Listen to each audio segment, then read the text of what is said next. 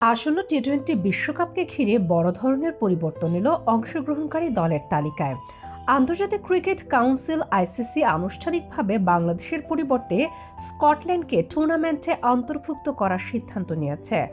ক্লিকবাজ, click info সহ একাধিক আন্তর্জাতিক ক্রিকেট ভিত্তিক গণমাধ্যম এ তথ্য প্রকাশ করেছে। ঘটনার সূত্রপাত মূলত বাংলাদেশ ও ভারতের মধ্যকার সাম্প্রতিক টানাপোড়েন থেকে। আইপিএল থেকে বাংলাদেশের পেসার মুস্তাফিজুর রহমানকে সরিয়ে দেওয়ার পর বিষয়টি দুই দেশের ক্রিকেট সম্পর্ককে নতুন করে আলোচনায় নিয়ে আসে। এরই মধ্যে নিরাপত্তা সংক্রান্ত উদ্বেগ তুলে ধরে বাংলাদেশ ক্রিকেট বোর্ড জানায়, ভারতের মাটিতে অনুষ্ঠেয় টি-20 বিশ্বকাপে অংশ নেওয়া নিয়ে তারা অনিশ্চিত। এ অবস্থায় আইসিসির কাছে বিকল্প প্রস্তাব দেয় বিসিবি। বাংলাদেশের গ্রুপ পর্বের ম্যাচগুলো শ্রীলঙ্কায় আয়োজন করা কিংবা গ্রুপ পুনর্বিন্যাসের অনুরোধ জানানো হয়।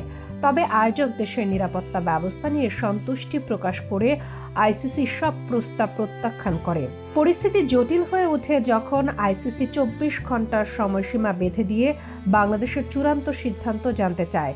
নির্ধারিত সময়ের মধ্যে বোর্ড এবং খেলোয়াড়দের সঙ্গে একাধিক বৈঠকের পর বিসিবি জানিয়ে দেয় তারা ভারতের ভেন্যুতে খেলতে রাজি নয়। সেই সিদ্ধান্তের পরপরই আইসিসি বাংলাদেশের অংশগ্রহণ বাতিল করে স্কটল্যান্ডকে বিশ্বকাপের মূল পর্বে অন্তর্ভুক্ত করে। বিশ্বকাপ থেকে সরে দাঁড়ানোর এই সিদ্ধান্ত শুধু ক্রিকেটীয় নয়, আর্থিক দিক থেকেও বড় ধাক্কা হতে পারে বাংলাদেশের জন্য।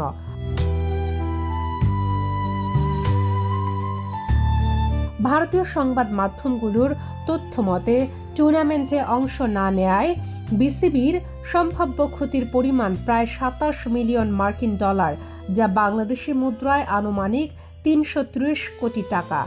সম্প্রচার সত্ত্ব, স্পন্সর চুক্তি ও অন্যান্য বাণিজ্যিক আয়ের বড় অংশ হারানোর আশঙ্কা করা হচ্ছে।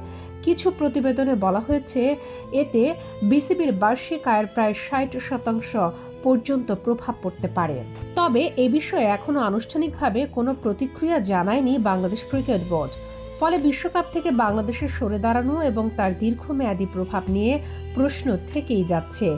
একদিকে স্কটল্যান্ডের জন্য এটি বিশ্বমঞ্চে ফেরার বড় সুযোগ, অন্যদিকে বাংলাদেশের জন্য এটি হয়ে থাকল আন্তর্জাতিক ক্রিকেট রাজনীতিতে এক কঠিন অধ্যায়, যার রেশ হয়তো অনেকদিন ধরেই অনুভূত হতে পারে।